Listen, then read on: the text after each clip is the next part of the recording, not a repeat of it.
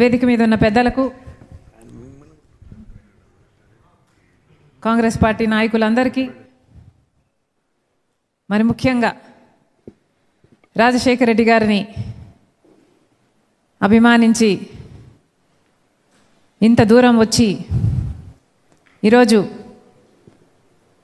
మిగతా పార్టీలలో ఎన్నో దెబ్బలు తిని కాంగ్రెస్ పార్టీ ఐడియాలజీ వైపు చూస్తూ రాజశేఖర రెడ్డి బిడ్డ నాయకత్వాన్ని బలపరచాలని కాంగ్రెస్ పార్టీలో చేరటానికి వచ్చిన ప్రతి అన్నకు, ప్రతి చెల్లికి, ప్రతి తమ్ముడికి, ప్రతి అక్కకు మీ రాజశేఖర రెడ్డి బిడ్డ శిరస్సు వంచి చేతులు జోడించి మనస్ఫూర్తిగా నమస్కరించుకుంటూ మనస్ఫూర్తిగా స్వాగతం పలుకుతోంది.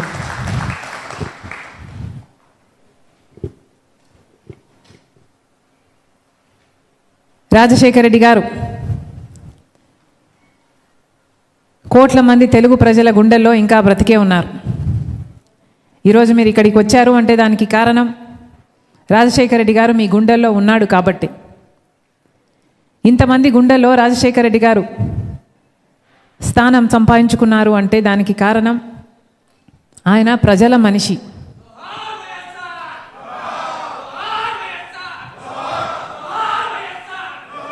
ప్రజల కోసమే బ్రతికిన మనిషి. మండుటి ఎండను సైతం లెక్క చేయకుండా పాదయాత్ర చేశాడు. ప్రజల గుండె చప్పుడు విన్నాడు. ప్రజలకు ఏమి అవసరమో అది కనుక్కున్నాడు. తర్వాత ప్రజలు ఆదరిస్తే ముఖ్యమంత్రి అయ్యాడు.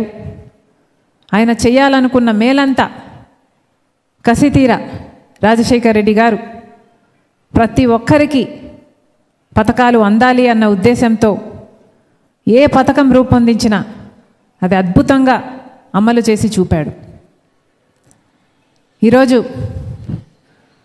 రాజశేఖర రెడ్డి గారి లాంటి నాయకుడు మళ్ళీ ఉన్నాడా అని వెతికితే ఎక్కడా కనిపించడం లేదు.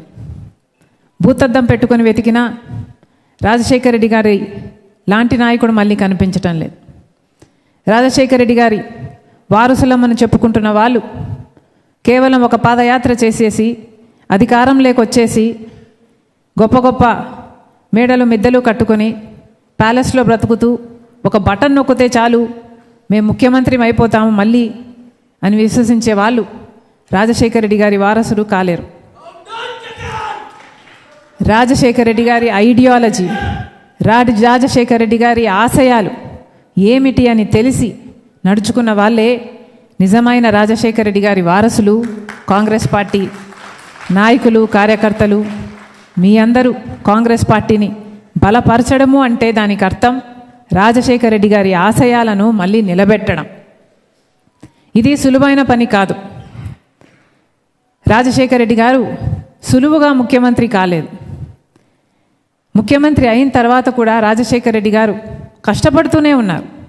ఎందుకంటే ఏ రోజు రాజశేఖర రెడ్డి గారు నేను ముఖ్యమంత్రి అయ్యాను కదా అని ఊపిరి తీసుకొని మళ్ళీ ప్రజలకు కనిపించకుండా పోలేదు.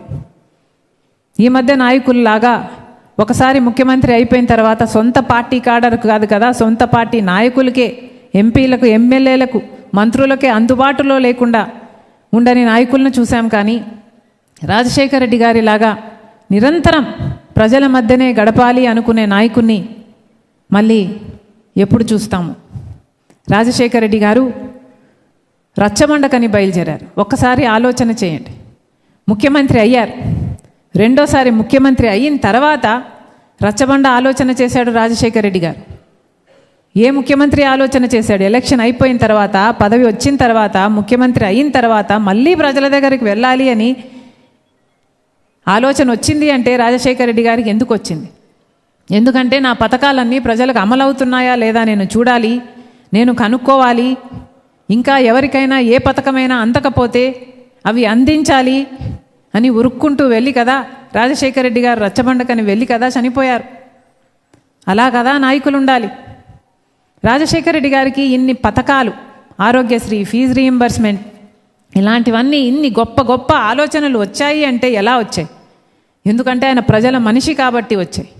ప్రజల మనిషిగా రాజశేఖర రెడ్డి గారు కాంగ్రెస్ పార్టీలో ముఖ్యమంత్రి అయిన తర్వాత కాంగ్రెస్ పార్టీ ఆలోచన కూడా అదే కాబట్టే రాజశేఖర రెడ్డి గారు రుణమాఫీ లాంటివి ఎన్నో చేయగలిగారు. ఎందుకంటే రుణమాఫీ అన్నది కాంగ్రెస్ పార్టీ అధికారంలో ఉండగా కేంద్రంలో అమలు చేస్తే ప్రతి రాష్ట్రంలోనూ రుణమాఫీ జరిగింది. అది రాజశేఖర రెడ్డి గారు ఆంధ్ర రాష్ట్రంలో కూడా అమలు చేయగలిగారు. ఎందుకంటే అధికారంలో కేంద్రంలో ఉన్నది కాంగ్రెస్ పార్టీ కాబట్టి. నేను చెప్పాలనుకున్నది ఏమిటంటే కాంగ్రెస్ పార్టీ ఐడియాలజీ, రాజశేఖర రెడ్డి గారి ఐడియాలజీ భిన్నంగా ఉన్నాయి. ఈరోజు మనం చూస్తున్న అన్ని పార్టీల ఐడియాలజీ కంటే, వాళ్ళు చేస్తున్న పని తీరు కంటే చాలా భిన్నం Congress party ideology, Congress party పనితీరు. అది మళ్ళీ రావాలి. సమాజానికి అది అవసరం. ఇది వస్తేనే మన దేశంలో ప్రజాస్వామ్యం మళ్ళీ ఇలాగే వర్ధిల్లాలి. ప్రజాస్వామ్యం ఇంకా రాజ్యాంగమైనా ప్రజాస్వామ్యమైనా ఇంకా బ్రతికే ఉండాలి అంటే దీనికి కాంగ్రెస్ పార్టీ అవసరం. ఈరోజు రాహుల్ గాంధీ ప్రధానమంత్రి కావడం అన్నది భారతదేశానికి ఒక అవసరం. అదే రాజశేఖర రెడ్డి గారు ఎప్పుడో రాజశేఖర రెడ్డి గారి బ్రతుకుండంగా ఎన్నో సంవత్సరాల క్రితమే రాజశేఖర రెడ్డి గారు రాహుల్ గాంధీ గారు ప్రధానమంత్రిని చేయాలి అని కలలు కన్నారు. అసలు ఆ రోజులో రాహుల్ గాంధీ గారికి ఇంకా రాజకీయాలలో ఓ నామాలు కూడా తెలియవు కావచ్చు. అలాంటి సమయంలోనే రాజశేఖర రెడ్డి గారు రాహుల్ గాంధీ మంచితనాన్ని గుర్తించి, ఆయన మంచి మనసును గుర్తించి, ఈయన ప్రధానమంత్రి అయితే మన దేశానికి మేలు జరుగుతుంది అని గుర్తించి ఆ రోజుల్లోనే రాజశేఖర రెడ్డి గారు రాహుల్ గాంధీ ప్రధానమంత్రి కావాలి అని చెప్పారు. ఆ రాజశేఖర రెడ్డి గారి కళ నిజం చేయడానికే ఈరోజు రాజశేఖర రెడ్డి బిడ్డ కాంగ్రెస్ పార్టీలో ఉంది. ఇది రాజశేఖర రెడ్డి గారి చివరి కోరిక, రాహుల్ గాంధీ గారిని ప్రధానమంత్రిని చేయాలి అని. నేను కాంగ్రెస్ పార్టీలో ఉండడానికి ఇంకో కారణం కూడా ఉంది. మన రాష్ట్రం, ఆంధ్ర రాష్ట్రం ఎంతో చితికిపడి ఉన్నది. ఈ సమయంలో విభజన జరిగి మన రాష్ట్రం అతలాకుతలమైన సమయంలో ఒక రాహుల్ గాంధీ గారు ప్రధానమంత్రి అయితేనే మన రాష్ట్రం మళ్ళీ బాగుపడుతుంది అని బలంగా విశ్వసించే ఈరోజు నేను కాంగ్రెస్ పార్టీలో ఉంటున్నాం. ఒకటి ఆలోచన చేయండి, నిజమే చాలా దురదృష్టం రాజశేఖర రెడ్డి గారు చనిపోవడం, చాలా దురదృష్టం. రాజశేఖర రెడ్డి గారు బ్రతికే ఉండుంటే అసలు రాష్ట్ర విభజన జరిగేదే కాదు. కానీ రాజశేఖర రెడ్డి గారు ఒక్క మనిషిగా రాష్ట్రాన్ని గట్టిగా ఒక్కటిగా పట్టుకొని నిలబడిన మనిషి. కానీ ఆ మనిషే పోయిన తర్వాత మన రాష్ట్రాన్ని ఒక్కటిగా పట్టుకునేవాడు నాయకుడు లేకనే మన రాష్ట్రం విడగొట్టాల్సిన పరిస్థితి వచ్చింది. ఎందుకంటే అప్పుడు తెలంగాణ ఉద్యమం జరుగుతుంది. ఇంకా ఎక్కువ మంది ఆ ఉద్యమంలో చనిపోకూడదు అన్న ఉద్దేశంతోనే, ఎలాగైనా సరే ఈ సమస్యను పరిష్కరించాలి అన్న ఉద్దేశంతోనే కాంగ్రెస్ పార్టీ మన రాష్ట్రాన్ని విడగొట్టాలి అన్న నిర్ణయం తీసుకుంది. అంటే దాని వెనక ఉన్న కారణం ఆంధ్ర రాష్ట్రానికి అన్యాయం చేయాలి అని కాదు, ఆంధ్ర రాష్ట్రానికి ఏ అన్యాయము జరగకూడదు అని ఆ రోజుల్లోనే అన్ని చట్టంలోనే ఆ రోజుల్లోనే ప్రతిదీ పొందుపరిచింది కాంగ్రెస్ పార్టీ. మన రాష్ట్రం, ఆంధ్ర రాష్ట్రం మళ్ళీ తిరిగి లేయాలి, మళ్ళీ బాగుపడాలి, అభివృద్ధి చెందాలి అని.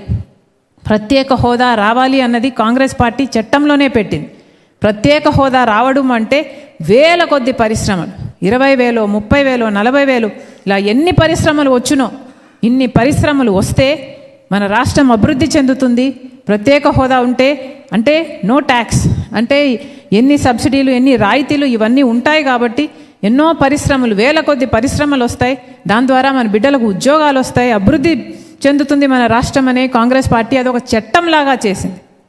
అంతేగా రాజశేఖర రెడ్డి గారు కలలు కన్నా మొదలుపెట్టిన పోలవరం ప్రాజెక్టు 36 లక్షల ఎకరాలకు నీళ్ళిచ్చే ప్రాజెక్టు, అది జాతీయ ప్రాజెక్టుగా కేంద్రమే పూర్తి బాధ్యత వహించి చేయాలి అన్నది కాంగ్రెస్ పార్టీ చట్టంలోనే పెట్టింది. అలాగే రాజధాని అయితేనేమి పూర్తి నిధులు కేంద్రమే భరించాలి, ఒక బ్రహ్మాండమైన రాజధాని కట్టాలి అని కాంగ్రెస్ పార్టీ ఆ రోజే చట్టంలో పెట్టడం జరిగింది. ఇలా ఒకటి కాదు, రెండు కాదు,